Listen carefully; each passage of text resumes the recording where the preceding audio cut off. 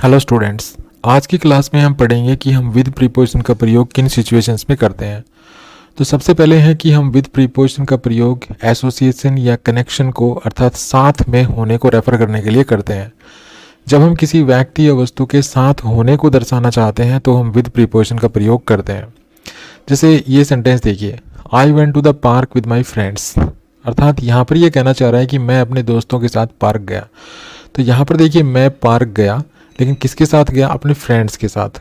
तो यहाँ पर ये जो आई है ये किसके साथ को दर्शा रहा है? अपने फ्रेंड्स के साथ को यहाँ पर दर्शाना चाहता है। तो यहाँ पर फ्रेंड्स के साथ को दर्शाने के लिए देखिए यहाँ पर विद प्रीपोजिशन का प्रयोग किया गया है। नेक्स्ट देखिए, she brought a book with her, अर्थात वह अपने साथ एक किताब लाई। तो यहाँ पर है सी ब्रोट ए बुक, वो एक किताब लाई, लेकिन किसके साथ लाई? With her. तो यहाँ पर बुक का और सी का यहाँ पर कनेक्शन अर्थात एसोसिएशन यहाँ पे दर्शाया गया है। ठीक है, तो यहाँ पर हर से पहले देखिए विद प्रीपोजिशन का प्रयोग किया गया है। तो जब भी हम किसी व्यक्ति या वस्तु के साथ होने को दर्शाना चाहते हैं तो हम वहाँ पर विद प्रीपोजिशन का प्रयोग करते हैं।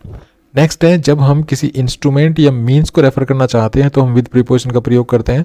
अर्थात हम इस चीज़ को ऐसे भी समझ सकते हैं कि किसी कार्य को करने के लिए जब हम किसी इंस्ट्रूमेंट का उपयोग, किसी उपकरण का या किसी साधन का प्रयोग करते हैं तो हम उस उपकरण या साधन से पहले विद प्रीपोजिशन का प्रयोग करते हैं। जैसे अगर मैं कहूँ कि मैंने सांप को एक स्टिक से मारा, ठीक है, तो मैंने क्या किया? सांप को मारा। अब सांप को मारने के लिए मैंने क्या यूज़ किया? एक स्टिक। तो स्टिक से पहले मैं विद प्रीपोजिशन का प्रयोग करूंगा क्योंकि यहाँ पर मैंने स्टिक को एज एन इंस्ट्रूमेंट यूज़ किया है। तो और मैं इंग्लिश में क्या कहूँगा? इंग्लिश में कहूँगा I killed the snake, I killed the snake with A stick. ठीक है, विद ए स्टिक।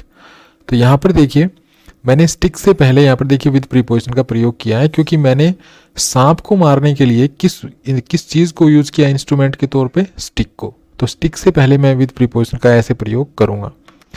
इसी प्रकार से देखिए, he cut the paper with scissors, उसने कागज़ को कैंची से काटा।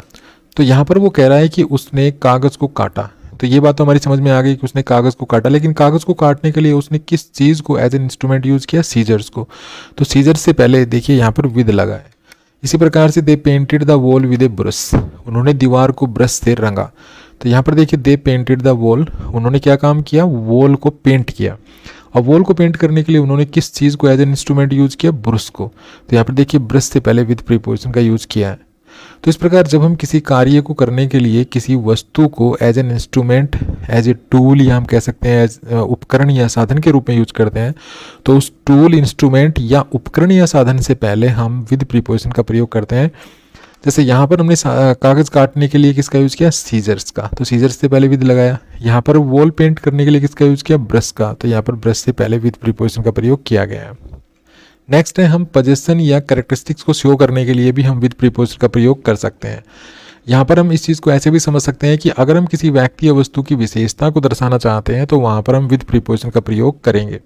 अब यहाँ पर किसी व्यक्ति या वस्तु की विशेषता कैसे दर्शाएंगे? भाई या तो ये कहेंगे कि किसी व्यक्ति के पास कोई वस्तु है, ठीक है, उसको उसका कोई पोजीशन वहाँ पे शो करेंगे उसकी पहचान बताने के लिए, या उसकी किसी कैरेक्टरिस्टिक के बारे में बताएंगे।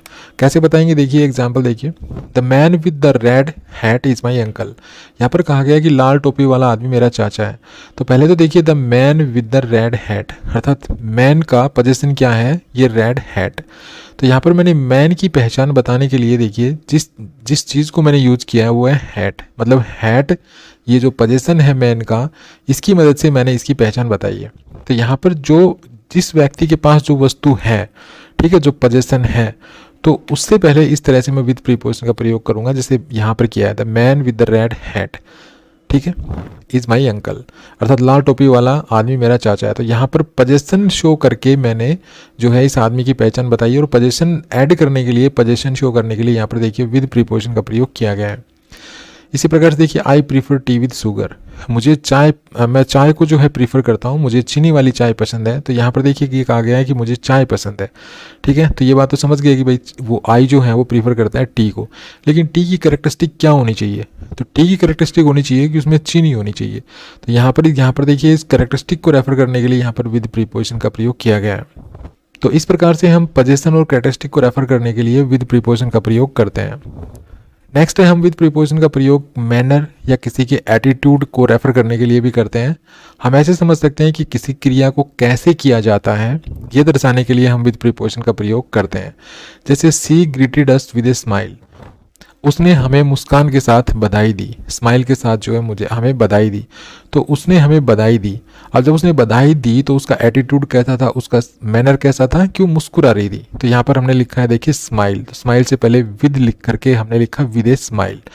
तो यहाँ पर जो ये विद ए स्माइल है, यहाँ इस फ्रेज के द्वारा मैं क्या कहना चाह रहा हूँ कि मैं सी के मैनर को यहाँ पर बता रहा हूँ कि उसका एटीट्यूड का था, उसका मैनर क्या था। इसी प्रकार देखिए ही स्पोक, वो बोला, कैसे बोला, विद कॉन्फिडेंस, अर्थात उसने आत्मविश्वास से बात की। तो उसने बोला, उसने बात की हमसे, और जब बात की तो उसका एटीट्यूड कैसा था, उसका मैनर कैसा था कि वो कॉन्फिडेंट था। तो यहाँ पर देखिए कॉन्फिडेंस से पहले विद प्रीपोजिशन का प्रयोग किया गया है। तो ये जो फ्रेज है विद कॉन्फिडेंस, ये यहाँ पर ही के मैनर या एटीट्यूड को बता रही है। तो इस प्रकार से हम मैनर और एटीट्यूड को रेफर करने के लिए भी हम विद प्रीपोजिशन का प्रयोग करते हैं। नेक्स्ट है विद का प्रयोग हम कोज या रीज़न को बताने के लिए भी करते हैं, अर्थात किसी क्रिया की स्थिति के कारण को दिखाने के लिए हम विद प्रीपोजिशन का प्रयोग करते हैं कि भाई कोई क्रिया थी या कोई स्थिति थी, वो क्यों थी, उसका क्या कारण था। जैसे एग्जाम्पल देखिए, he is shivering with cold, वो ठंड से काँप रहा है। तो यहाँ पर देखिए ही इज शिवरिंग, वो काँप रहा है, तो ये तो होगी सिचुएशन उसके काँपने की।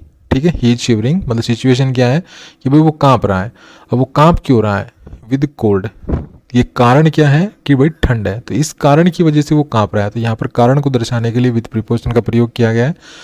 नेक्स्ट है with so much noise I couldn't concentrate, इतनी अधिक शोर में मैं ध्यान नहीं लगा पाया।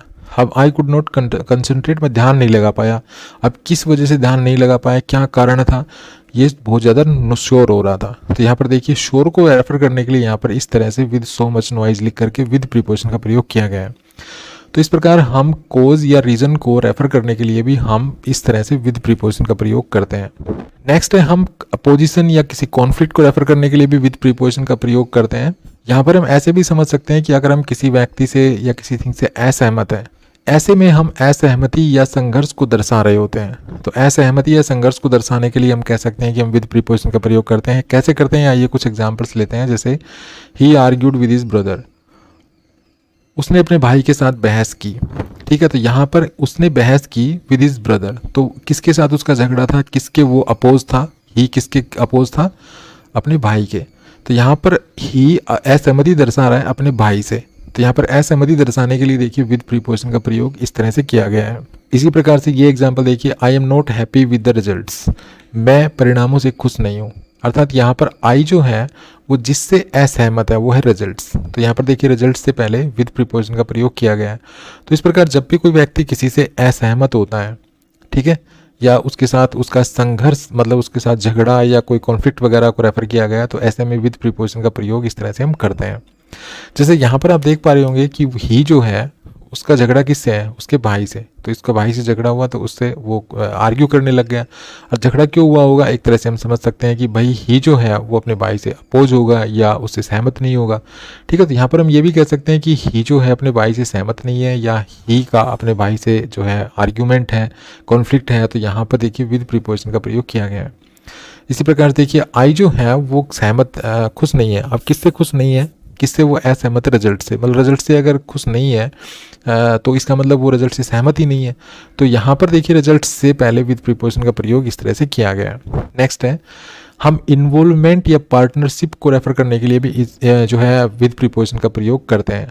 अर्थात हम यहाँ पर ऐसे समझ सकते हैं कि हम सहयोग या भागीदारी को जब भी दर्शाना चाहते हैं तो सहयोग या भागीदारी को दर्शाने के लिए हम विद प्रीपोजिशन का प्रयोग करते हैं।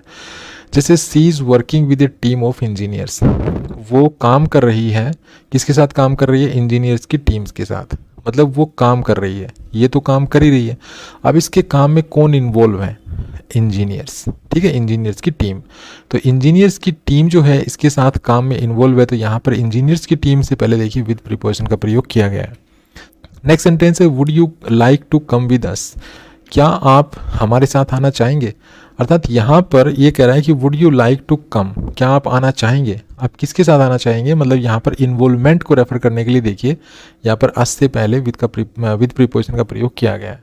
तो यहाँ पर यू के साथ यहाँ पर अस का इन्वॉल्वमेंट दर्शाने के लिए यहाँ पर विद प्रीपोजिशन का प्रयोग किया गया है। ठीक है, तो यहाँ पर इन्वॉल्वमेंट या हम कह सकते हैं पार्टनरशिप को रेफर करने के लिए इस तरह से हम विद प्रीपोजिशन का प्रयोग करते हैं। नेक्स्ट है हम कंपैरिजन या कॉन्ट्रास्ट को रेफर करने के लिए भी विद प्रीपोजिशन का प्रयोग करते हैं, अर्थात तुलना या विरोधाभास को दिखाने के लिए या दर्शाने के लिए इस तरह से हम विद प्रीपोजिशन का प्रयोग करते हैं। कुछ एग्जांपल्स लेते हैं, जैसे life in the city can't compare with life in the country side, अर्थात शहर का जीवन गांव के जीवन की तुलना में कुछ भी नहीं है।